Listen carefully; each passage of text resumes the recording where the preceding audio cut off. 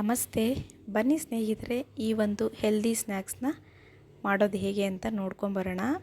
ಹಾಗೆ ಇದನ್ನು ನೋಡೋದಕ್ಕೂ ಮುಂಚೆ ನನ್ನ ಚಾನಲ್ ಇನ್ನೂ ಯಾರ್ಯಾರು ಸಬ್ಸ್ಕ್ರೈಬ್ ಮಾಡ್ಕೊಂಡಿಲ್ವೋ ಪ್ಲೀಸ್ ಸಬ್ಸ್ಕ್ರೈಬ್ ಮಾಡ್ಕೊಳ್ಳಿ. ಬನ್ನಿ ಹಾಗಾದರೆ ಈ ಒಂದು ಹೆಲ್ದಿ ಸ್ನ್ಯಾಕ್ಸ್ನ ಹೇಗೆ ಮಾಡಿದೆ ಅಂತ ತೋರಿಸ್ತೀನಿ. ನೋಡಿ, ಈ ಕಡಲೆಕಾಯಿ ಬೀಜನ ನಾನು ಒಂದು 3/4 ಕಪ್ಪಷ್ಟು ಚಿಕ್ಕ ಕಪ್ಪಲ್ಲಿ ಒಂದು 3/4 ಕಪ್ಪಷ್ಟು ತೊಗೊಂಡು ಒಂದು 2ರಿಂದ 3 ಸರಿ ತೊಳಿರಿ. ತೊಳೆದ ನಂತರ ಇದಕ್ಕೆ ಒಂದು ಸ್ವಲ್ಪ ನೀರು ಹಾಕ್ಬಿಟ್ಟು ನೆನೆಯೋದಕ್ಕೆ ಇಡಿ. ಇದು ನಾನು ಮಾರ್ನಿಂಗ್ ತೊಳೆದು ಇಟ್ಟಿರೋ ಅಂಥದ್ದು. ಒಂದು 5 to 6 ಅವರ್ಸ್ ಇದು ಸೋಕ್ ಆದಮೇಲೆ ಅದರದ್ದೆಲ್ಲ ನೀರು ತೆಗೆದುಬಿಟ್ಟು ಬೇರೆ ನೀರು ಹಾಕಿ ನಾನು ಇವಾಗ ಕುಕ್ ಆಗೋದಕ್ಕೆ ಅಂತ ಇಟ್ಟಿದ್ದೀನಿ. ಒಂದು 10 ಮಿನಿಟ್ಸ್ ಬೇಯಿಸ್ಕೊಳ್ಳಿ. ಹಾಗೆ ಬೇಯಬೇಕಾದ್ರೆ ಸ್ವಲ್ಪ ಸಾಲ್ಟ್ ಹಾಕಿ ಒಂದು ಸರಿ ಮಿಕ್ಸ್ ಮಾಡಿಬಿಟ್ಟು ಇದನ್ನು ಬೇಯೋದಕ್ಕೆ ಅಂತ ಬಿಟ್ಟು ಇದಕ್ಕೆ ಏನೇನು ಇಂಗ್ರೀಡಿಯೆಂಟ್ಸ್ ಬೇಕಂತ ನೋಡೋಣ ಬನ್ನಿ.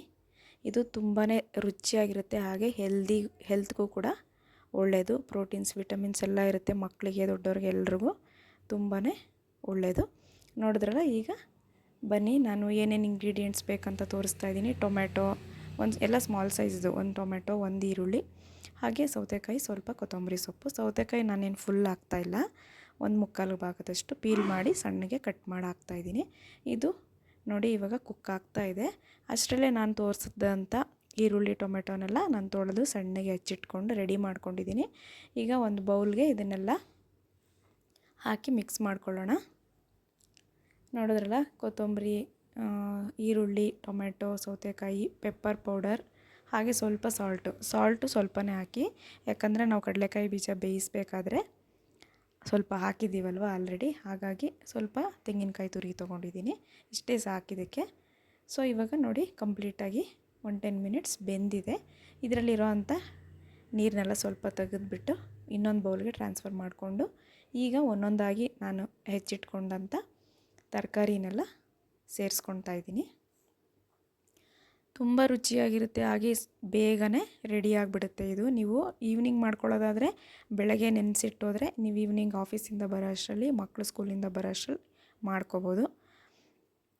ಬಂದ ನಂತರ ಈ ಒಂದು ರೆಸಿಪಿನ ರೆಡಿ ಮಾಡ್ಕೊಬೋದು. ಇಲ್ಲ ನಾವು ಬೆಳಗ್ಗೆ ಮಾಡ್ತೀವಿ ಅನ್ನೋದಾದರೆ ನೈಟ್ ನೆನೆಸಿಡಿ, ಬೆಳಗ್ಗೆ ಮಕ್ಕಳಿಗೆ ಶಾರ್ಟ್ ಬ್ರೇಕಿಗೆ, ನಿಮಗೆ ಎಲ್ಲದಕ್ಕೂ ಮಾಡ್ಕೋಬೋದು. ನೋಡಿ, ಇವಾಗ ಒಂದೊಂದಾಗಿ ನಾನು ಹಾಕ್ಕೊಳ್ತಾ ಇದ್ದೀನಿ. ಆಲ್ಮೋಸ್ಟ್ ಈ ಒಂದು ಇಂಗ್ರೀಡಿಯೆಂಟ್ಸ್ ಎಲ್ಲ ಮನೇಲೇ ಇರುತ್ತೆ. ಟೊಮೆಟೊ, ಆನಿಯನ್, ಸೌತೆಕಾಯಿ, ಕಡಲೆಕಾಯಿ ಬೀಜ, ಇದೆಲ್ಲ ಮನೇಲೇ ಇರುತ್ತೆ. ರೆಡಿ ಮಾಡ್ಕೊಬಿಡ್ಬೋದು ಇದನ್ನು ಬೇಗನೆ. ಸ್ನ್ಯಾಕ್ಸ್ ಅಂದಿದ ತಕ್ಷಣ ಪಾನಿಪುರಿ, ಬೇಲ್ಪುರಿನೇ ನೆನಪಾಗೋ ಅಂಥದ್ದು. ಈಸಿಯಾಗಿ ಹೋಗಿ ಹೊರಗಡೆ ದುಡ್ಡು ಕೊಟ್ಟು ತಿಂದ್ಬಿಡ್ಬೋದು. ಆದರೆ ಅದು ಹೆಲ್ತಿಗೆ ಅಷ್ಟೊಂದು ಒಳ್ಳೆಯದಲ್ಲ. ತಿನ್ನಬೇಕು, ಆದರೆ ಯಾವಾಗಾದರೂ ರೇರಾಗಿ. ಈ ಥರ ಮನೆಯಲ್ಲೇ ಇರೋವಂಥ ಇಂಗ್ರೀಡಿಯೆಂಟ್ಸ್ನ ಯೂಸ್ ಮಾಡ್ಕೊಳ್ಳೋದ್ರಿಂದ ಹೆಲ್ತ್ಗೂ ಒಳ್ಳೆಯದು, ಹಾಗೆ ತಿನ್ನೋದಕ್ಕೂ ಕೂಡ ರುಚಿಯಾಗಿರುತ್ತೆ. ನೋಡಿದ್ರಲ್ಲ, ನಾನು ಎಲ್ಲ ಇಂಗ್ರೀಡಿಯೆಂಟ್ಸ್ ಹಾಕಾದ್ಮೇಲೆ ಸ್ವಲ್ಪ ಪೆಪ್ಪರ್ ಪೌಡರ್, ಹಾಗೆ ಸ್ವಲ್ಪ ಸಾಲ್ಟ್ ಹಾಕಿ ಒಂದು ಸ್ವಲ್ಪ ಚಿಲ್ಲಿ ಪೌಡರ್ ಹಾಕಿದ್ದೀನಿ. ಅದು ಬೇಡ ಅಂದರೆ ಸ್ಕಿಪ್ ಕೂಡ ಮಾಡ್ಬೋದು, ಸ್ವಲ್ಪ ಖಾರ ಇರಲಿ ಅಂತ ಹಾಕಿದ್ದೀನಿ. ಈಗ ಒಂದು ಸರಿ ಚೆನ್ನಾಗಿ ಮಿಕ್ಸ್ ಮಾಡಿಕೊಂಡು ಸ್ವಲ್ಪ ಲಾಸ್ಟಿಗೆ ನಿಂಬೆ ರಸನ ಹಾಕ್ಕೊಂಡ್ರೆ ತುಂಬ ಟೇಸ್ಟಿಯಾಗಿರುತ್ತೆ. ಈಗ ಒಂದು ಸರಿ ಹಾಕಾದ್ಮೇಲೆ ಮಿಕ್ಸ್ ಮಾಡ್ಕೊಳ್ಳಿ. ನೋಡಿದ್ರಲ್ಲ, ಎಲ್ಲ ಮಿಕ್ಸ್ ಆಯಿತು. ಈಗ ಒಂದು ಪ್ಲೇಟ್ಗೆ ಹಾಕ್ಕೊಳ್ತಾ ಇದ್ದೀನಿ.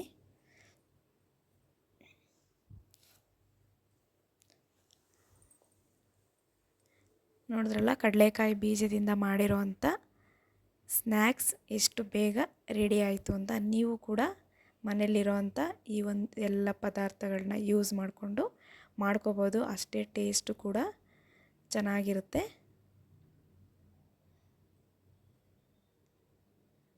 ನೋಡಿ ಹೇಗೆ ಕಾಣಿಸ್ತಾ ಇದೆ ಅಂತ. ಓಕೆ ಫ್ರೆಂಡ್ಸ್, ತುಂಬ ಚೆನ್ನಾಗಿರುತ್ತೆ. ನೀವು ಟ್ರೈ ಮಾಡಿ. ಹಾಗೆ ಈ ಒಂದು ಸ್ನ್ಯಾಕ್ಸ್ ನಿಮಗಿಷ್ಟ ಆದರೆ ಪ್ಲೀಸ್ ಲೈಕ್ ಮಾಡಿ, ಹಾಗೆ ನನ್ನ ಚಾನಲ್ನ ಸಬ್ಸ್ಕ್ರೈಬ್ ಮಾಡ್ಕೊಳೋದನ್ನ ಮರಿಬೇಡಿ. ನಿಮ್ಮ ಫ್ರೆಂಡ್ಸ್ ಆ್ಯಂಡ್ ಫ್ಯಾಮಿಲಿಗೂ ಕೂಡ ಶೇರ್ ಮಾಡಿ. ಓಕೆ, ಮತ್ತೆ ಸಿಗ್ತೀನಿ ಮುಂದಿನ ರೆಸಿಪಿಯೊಂದಿಗೆ. ಅಲ್ಲಿವರೆಗೂ take care, bye. Thank you for watching.